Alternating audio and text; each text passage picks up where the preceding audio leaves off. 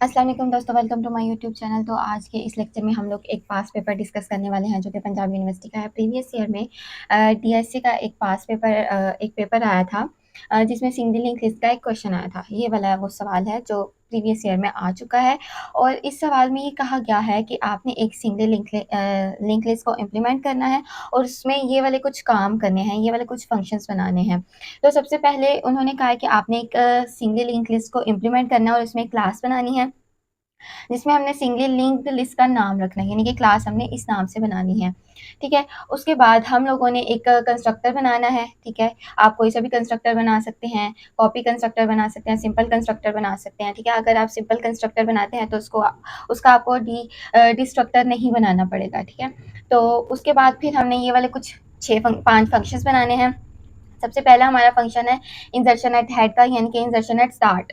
तो इस फंक्शन की वीडियो भी मैं अपलोड कर चुकी हूँ। अगर तो आपने मेरी वो वीडियो नहीं देखी तो डिस्क्रिप्शन बॉक्स में मैं इसका लिंक डाल चुकी हूँ, आप वहाँ से देख सकते हैं। दूसरा इसका फंक्शन है इंसर्शन एट टेल का, यानी कि इंसर्शन एट एंड। इसकी वीडियो भी अपलोडेड है। Deletion at head, deletion eight tell and print list यानी कि डिस्प्ले, उन लिस्ट को डिस्प्ले करना। तो यहाँ पर जितने फंक्शंस हैं उन सब की वीडियोस अपलोडेड है मेरे चैनल पे और डिस्क्रिप्शन बॉक्स में उनका लिंक भी मौजूद है। यहाँ पर एक आखिरी फंक्शन है बूल इंसर्ट आफ्टर। इंसर्ट आफ्टर में उन्होंने कहा है कि आपने एक नोड लेनी है, कोई भी एक स्पेसिफिक नोड लेनी है जो भी यूजर कहे। ठीक है, तो यूजर जो भी एक स्पेसिफिक नोड को सिलेक्ट करेगा उस नोड की जगह आपने एक नया वाला जो डाटा होगा उसे इंप्लीमेंट करना है, यानी कि इंसर्शन एट स्पेसिफिक लोकेशन को आपने यूज करना है। तो जैसे ही हमारा जो है वैल्यू इंसर्ट हो जाएगी तो आपने यहाँ पर मैसेज डिस्प्ले कर देना है कि node value is inserted successfully, otherwise false. यानी कि जैसे ही हमारा जो है कोई वैल्यू इंसर्ट नहीं होती वो हमें मैसेज डिस्प्ले कर दे कि हमारी जो वैल्यू है वो इंसर्ट नहीं हुई। ठीक है, तो ये इसका फंक्शन था। उसके बाद उन्होंने कहा है write menu driven program which provide following options to the user, यानी कि हमने एक ऐसा मेन्यू बनाना है जो यूजर को हम देंगे और यूजर उसमें से एक चीज जो है, एक फंक्शन जो है वो चूज करेगा और फिर उसी फंक्शन को इम्प्लीमेंट किया जाएगा, उसी फंक्शन को कॉल किया जाएगा। तो ये जो हमारे पास मेन्यू है वो हम स्विच स्टेटमेंट को यूज करते हुए बनाएंगे और साथ में हम व्हाइल लूप का भी यूज करेंगे ताकि ये मेन्यू जो है बार बार यूजर को दिया जाए। ठीक है, तो ये था हमारा क्वेश्चन। तो अब हम करते हैं इसे सॉल्व। मैं यहाँ पर सबसे पहले जो है इस फंक्शन का, इस प्रोग्राम का स्ट्रक्चर बना चुकी हूँ और यहाँ पर मैंने नोड का भी स्ट्रक्चर बना लिया और इसमें 2 डाटा फील्ड्स रखनी है। तो यहाँ पर सबसे पहले मैं एक क्लास बनाऊंगी। क्लास का उन्होंने नाम कहा था सिंगली लिंक्ड लिस्ट। ठीक है, यही नाम कहा था, हमने यही नाम रख लिया। उसके बाद हम लोग यहाँ पर आ जाते हैं, सॉरी, क्लास के अंदर। क्लास के प्राइवेट सेक्शन में हम लोग सबसे पहले तो अपनी जो नोड्स हैं, पॉइंटर्स हैं वो बनाएंगे। तो यहाँ पर आ जाएगा नोड स्टार्ट, एक मेरी स्टार्टिंग नोड हो गई, स्टार्टिंग पॉइंटर, और एक मेरा करंट पॉइंटर होगा जो मेरी करंट पोजीशन को बताएगा,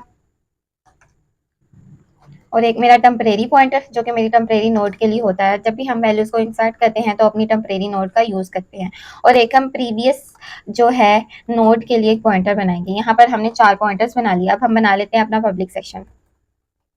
तो पब्लिक सेक्शन में सबसे पहले हम लोगों ने अपना जो है कंस्ट्रक्टर बनाना है। तो कंस्ट्रक्टर हमारे पास जो होता है वो हमारी क्लास के नाम पर ही होता है, इसलिए मैंने क्लास का नाम कॉपी किया और यहाँ पर सबसे पहले हम कंस्ट्रक्टर की बॉडी में आए और कंस्ट्रक्टर की बॉडी में आके जो हमारे पास स्टार्टिंग नोड होगी उसे हमने इक्वल टू नल कर देना है, यानी कि हमारी स्टार्टिंग नोड नल है तो हमारे पूरा का पूरा जो लिस्ट है वो ही नल है। ठीक है, यहाँ पर ये हो गया। उसके बाद हमने यहाँ पर कुछ फंक्शंस बनाने हैं।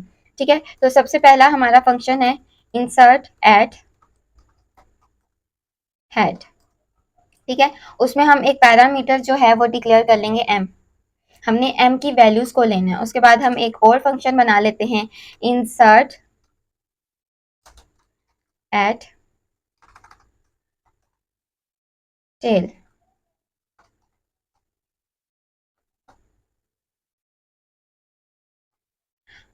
और इसमें भी हम एक पैरामीटर डिक्लेयर कर लेंगे एन के नाम से। दोनों के लिए हम अलग अलग पैरामीटर्स यूज करेंगे। अब एक और फंक्शन बनाएंगे डिलीशन का।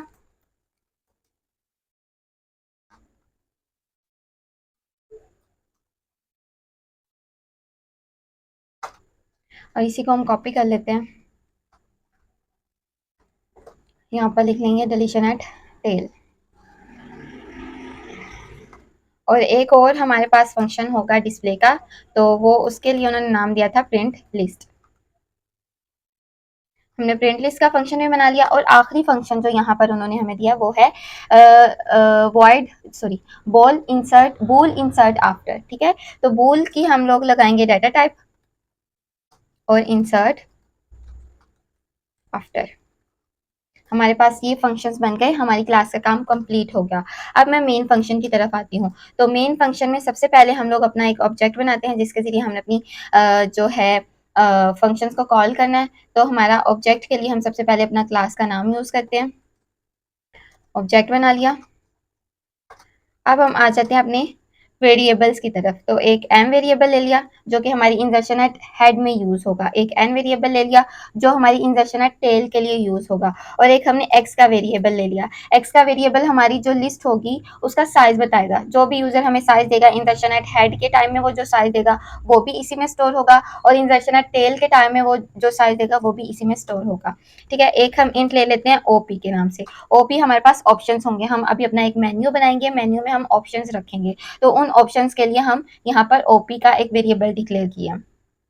तो यहाँ पर सबसे पहले हम एक वाइल लूप को यूज करेंगे जिसमें हम अपने यूजर को जो मेन्यू है वो बार बार प्रोवाइड करेंगे, और उसमें हमने एक कंडीशन रख दी वन। वन हमने इसलिए यूज किया बिकॉज हम चाहते हैं हमारी जो वाइल लूप है वो इन्फिनिटी टाइम चले, जब तक यूजर चाहे वो वाइल लूप को यूज करता रहे। अब हमें नहीं पता यूजर कितनी दफा हमसे मेन्यू मांगेगा और कितनी दफा वो ऑप्शन को चूज करेगा और देन हमारे जो फंक्शंस हैं उन्हें कॉल करेगा। अब तो ये तो यूजर पे डिपेंड करता है ना कि वो कितनी दफा हमारे इस फंक्शन को यूज करता है। तो इसलिए हमने यहाँ पर वन की कंडीशन दे दी, यानी कि हमारी जो लूप है वो इन्फिनिटी टाइम चले। लेकिन कभी ना कभी तो यूजर इस फंक्शन से क्विट करेगा ना, इस लूप से क्विट करेगा ना, तो उसके लिए हम एक एग्जिट का ऑप्शन रखेंगे। अगर तो यूजर चाहता है, वो एग्जिट करना चाहता है इस लूप से, तो वो एक ऑप्शन जो हम इसके लिए रखेंगे वो उसे चूज करेगा, देन हमारे पास जो लूप होगी, स्विच स्टेटमेंट होगी, वो क्विट कर जाएगी। तो सबसे पहले हम यहाँ पर एक सी आउट की स्टेटमेंट देते हैं।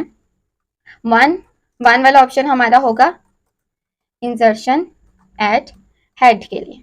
ठीक है, तो हैंडल इसे हम कॉपी कर लेते हैं बिकॉज हमने ये ऑप्शंस देने हैं, 7 तकरीबन ऑप्शंस देने हैं, और सबके लिए हम बारी बारी तो सी आउट नहीं लिखेंगे ना, टाइम बचाने के लिए हम यहाँ पर इसे जो है कॉपी पेस्ट कर लेते हैं। अब यहाँ पर हम चेंजिंग कर लेते हैं। सेकंड वाले ऑप्शन में हमने insertion at deletion at head करना है, क्योंकि इंसर्शन के बाद हम एक फंक्शन रख लेते हैं डिलीशन का। अब यहाँ पर थर्ड वाला ऑप्शन होगा हमारे पास इंसर्शन एट टेल। फोर्थ वाला ऑप्शन होगा हमारे पास डिलीशन एट टेल। उसके बाद पांचवा ऑप्शन होगा हमारे पास डिस्प्ले लिस्ट का, हम अपनी लिस्ट को डिस्प्ले करना चाहते हैं। और सिक्स वाला ऑप्शन हमने रख दिया इंसर्ट एट जो है insert at after specific location के लिए। तो सेवंथ वाला हमारे पास ऑप्शन होगा एग्जिट के लिए। कभी ना कभी तो वो फंक्शन को एग्जिट करेगा ही ना, इसलिए हमने यहाँ पर 7 ऑप्शंस दे दिए। ये हमारा जो है मेन्यू वो रेडी हो चुका है। अब हम यूजर से कहेंगे कि कोई सा भी एक ऑप्शन जो है वो आप चूज करें। तो उसके लिए एक सी आउट स्टेटमेंट,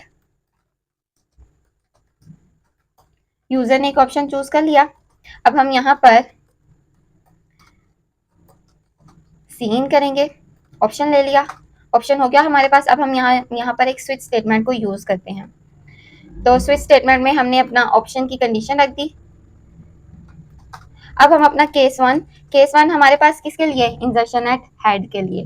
तो यहाँ पर केस वन की बॉडी के अंदर आए हम लोग यहाँ पर सबसे पहले हमने यूजर को बता दिया कि भाई आपने जो है इंसर्शन एट हेड को चूज किया है, you choose insertion eight head.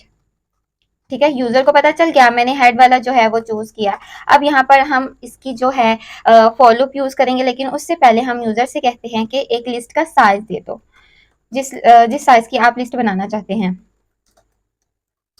Size of list.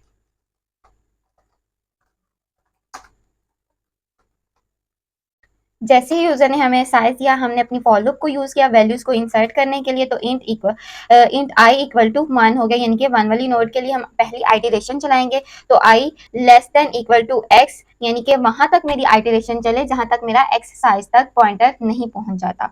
ठीक है, अब एक्स की वैल्यू वो 3 भी हो सकती है, 4 भी हो सकती है, 5 भी हो सकती है, जितनी भी यूजर देना चाहे उतनी होगी। तो x plus plus, sorry I plus plus, तो यहाँ बॉडी के अंदर आए, सबसे पहले हमने यहाँ पर एक स्टेटमेंट प्रिंट की और यूजर से वैल्यू ली, enter the value for node I. ठीक है, तो सीन के जरिए हमने अपना एम को ले लिया, बिकॉज एम हमने इसलिए लिया क्योंकि हमारे पास जो इंसर्शन एट हेड था, यहाँ पर आप देख सकते हैं इंसर्शन एट हेड में मैंने एम पैरामीटर को डिक्लेयर किया था, इसलिए मैं एम की वैल्यूज ही लूंगी, जो भी वैल्यूज लूंगी वो मैं एम वाले वेरिएबल में ही स्टोर करवाऊंगी। तो अब यहाँ पर मैं अपने ऑब्जेक्ट के जरिए इंसर्शन का फंक्शन कॉल कर लेती हूँ और अंदर जो है अपने पैरामीटर को भी डिक्लेयर कर लूंगी। यहाँ तक हो गया। जैसे ही मेरी पहली वैल्यू इंसर्ट हुई, वो एम वाले वेरिएबल में गई, तो उसके बाद मैंने यहाँ पर इंसर्शन के फंक्शन को कॉल किया। जैसे ही मेरा यहाँ पर इंसर्शन का फंक्शन कॉल होगा, मेरा जो पॉइंटर होगा वो इंसर्शन के फंक्शन के अंदर चला जाएगा और जो भी उसकी कोडिंग होगी वो उसे इम्प्लीमेंट करेगा। देन यहाँ पर वो मुझे मैसेज डिस्प्ले करेगा, नहीं, देन यहाँ पर जो सेकेंड आइटरेशन होगी वो चलेगी, आई प्लस प्लस होगा, फिर आई इक्वल टू 2 हो जाएगा। तो यहाँ पर फिर कंडीशन चेक होगी, जैसे ही कंडीशन उसे ट्रू मिली, उसने दूसरी वाली वैल्यू को लिया और उसमें इंसर्शन के फंक्शन को कॉल करते हुए दूसरी वैल्यू को भी स्टोर कर दिया। जैसे ही मेरी सारी वैल्यू स्टोर हो जाएंगी, वो फॉर लूप से बाहर आ जाएगा। फॉर लूप से बाहर आने के बाद वो यहाँ पर मुझे एक मैसेज डिस्प्ले करेगा कि मेरी जो वैल्यूज हैं वो इंसर्ट हो चुकी हैं। तो यूजर को पता चल जाएगा हाँ मेरी वैल्यूज इंसर्ट हो गई हैं। फिर उसके बाद यहाँ पर जो मेरा केस 1 होगा उसे ब्रेक लग जाएगी। बस यहीं तक था मेरा केस 1। अब हम केस 2 की तरफ चलते हैं। तो केस 2 में हम अपनी जो है डिलीशन एट हेड करना चाहते हैं। यहाँ पर आप देख सकते हैं हमारे पास जो सेकंड ऑप्शन था वो डिलीशन एट हेड के लिए था। तो अब हम यहाँ पर डिलीशन एट हेड के फंक्शन को कॉल करेंगे। तो सबसे पहले हम यूजर को बता देते हैं कि आपने डिलीशन का फंक्शन चूज किया है।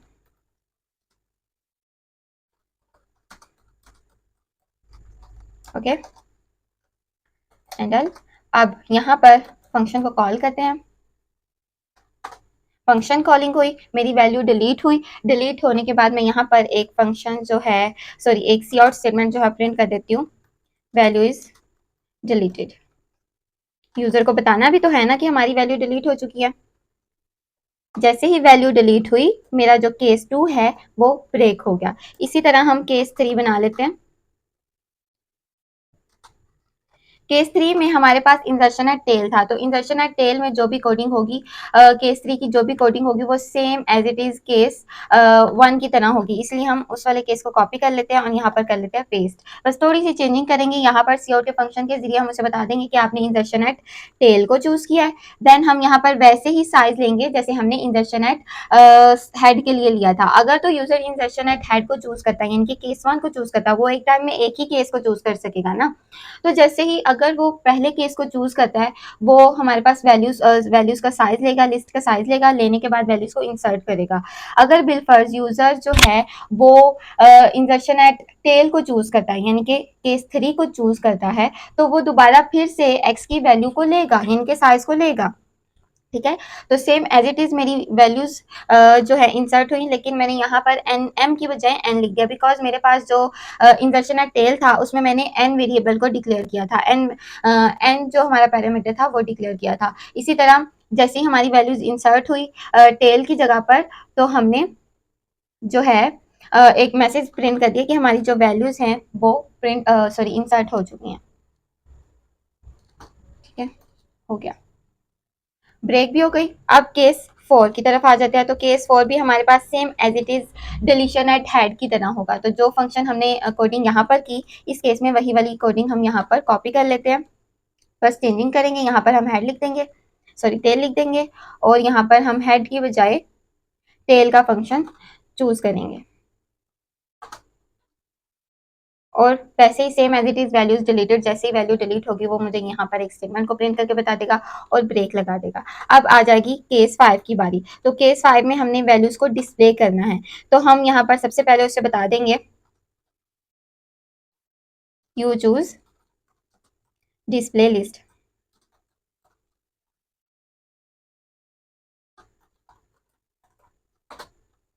तो अब हम यहाँ पर अपने फंक्शन को, डिस्प्ले के फंक्शन को कॉल करते हैं। जैसे ही फंक्शन कॉल हुआ, जो है हमारे पास लिस्ट वो प्रिंट हो जाएगी और उसके बाद केस 5 को ब्रेक लग जाएगी और वो केस 5 वहीं पे खत्म हो जाएगा। केस 6 में हम लोगों ने स्पेसिफिक लोकेशन के लिए फंक्शन बनाया था, तो सबसे पहले वैसे ही हम यूजर को बताएंगे कि आपकी चॉइस क्या है, यू चूज इंसर्ट आफ्टर। तो अपने फंक्शन को कॉल करते हैं हम यहाँ पर। फंक्शन कॉलिंग हुई, जैसे ही फंक्शन कॉलिंग हुई, फंक्शन कॉलिंग होने के बाद जो भी इसमें कोडिंग होगी, जो वो इम्प्लीमेंट होगी और देन यहाँ पर ब्रेक लग जाएगी। तो केस 7 में हमारे पास एग्जिट था, तो यहाँ पर सबसे पहले हमने एक स्टेटमेंट प्रिंट की।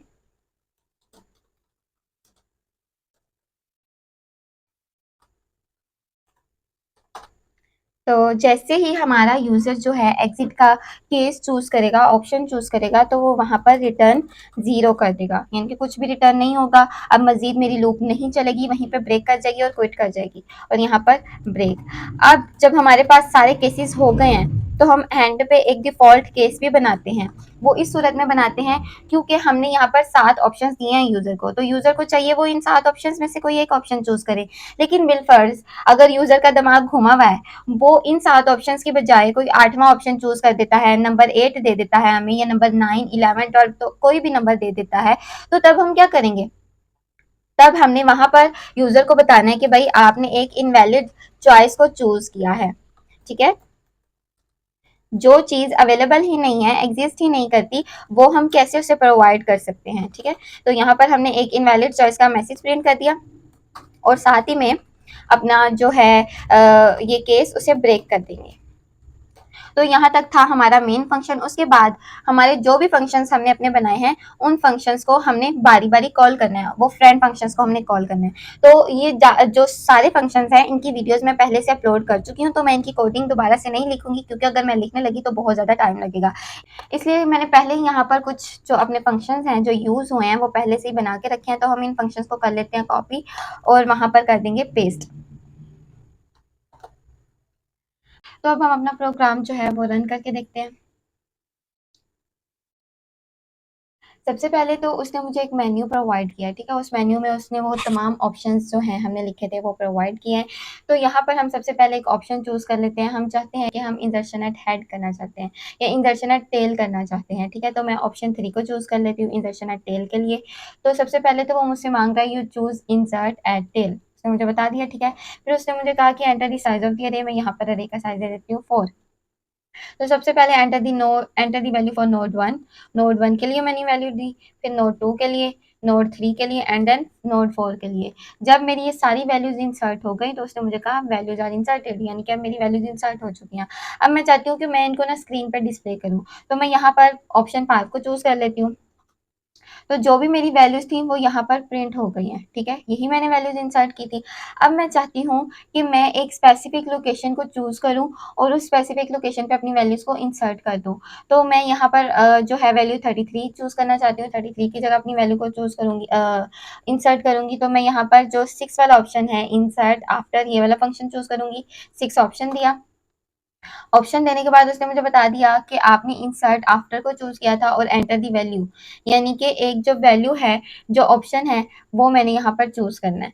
तो ऑप्शन वैल्यू मैंने दे दी 33, वैल्यू इज फाउंड, ठीक है। उसने बता दिया मुझे कि अब मुझे ये 33 की वैल्यू मिल गई है। अब जो न्यू वैल्यू आप मुझे यहाँ पर देना चाहते हो, इंसर्ट करना चाहते हो, वो दे दें। तो मैं यहाँ पर 66 वैल्यू दे देती हूँ।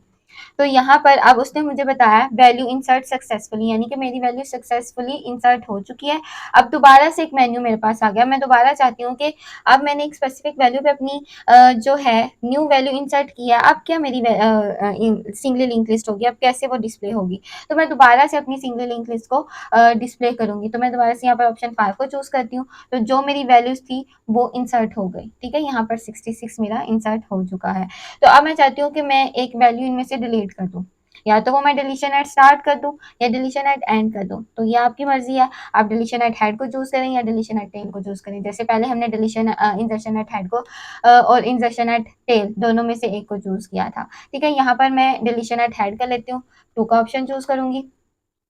तो यहाँ पर उसने सबसे पहले मुझे बताया you choose deletion at head, ठीक है। फिर data of the first node is 11, यही है ना, मेरा फर्स्ट नोड का डाटा 11 है। First node is deleted, value को डिलीट करने के बाद उसने मुझे बता दिया कि मेरी वैल्यू डिलीट हो चुकी है। अब मैं देखती हूँ कि अब मेरी जो लिंक लिस्ट है उसमें कौन सी वैल्यूज बाकी बची हैं, तो मैं दोबारा से ऑप्शन 5 को चूज कर सकती हूँ। तो यहाँ पर जो मेरी वैल्यूज थी वो डिस्प्ले हो चुकी हैं और 11 वाली जो वैल्यू है वो डिलीट हो चुकी है, ठीक है। तो अब मैंने ये पूरे की पूरी स्टेटमेंट को बार बार करके यूज कर लिया। मैं चाहती हूँ कि बस मैंने इतनी ही वैल्यूज को इंसर्ट करना था और इसको डिलीट करना था, मैंने कर दिया। अब मैं एग्जिट करना चाहती हूँ, तो मैं यहाँ पर ऑप्शन 7 को चूज करूंगी। तो यहाँ पर उसने सबसे पहले मुझे बताया कि जो मेरा था फंक्शन वो एग्जिट हो चुका है, ठीक है। यहीं तक था मेरा फंक्शन और यहाँ पर मेरा प्रोग्राम क्विट हो गया। उम्मीद करती हूँ कि आपको आज का मेरा ये लेक्चर समझ आया होगा। अगर तो आपको मेरी आज की वीडियो पसंद आई है तो प्लीज़ इसे लाइक करें और अपने दोस्तों के साथ शेयर करें और सब्सक्राइब करना मत भूलिएगा। आइंदा आने वाली वीडियोज़ में हम लोग डबली लिंक लिस्ट को डिस्कस करेंगे। तो तब तक के लिए अल्लाह हाफ़िज़।